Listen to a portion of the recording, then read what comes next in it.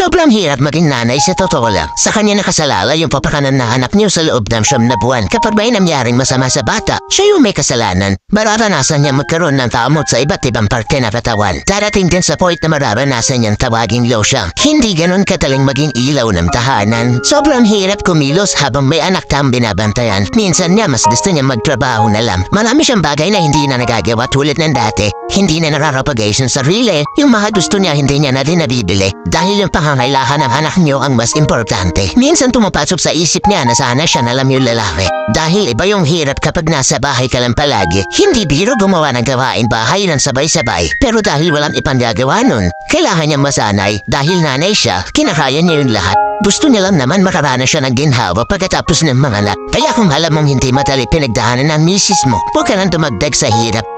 And I can't turn back now. 'Cause you brought me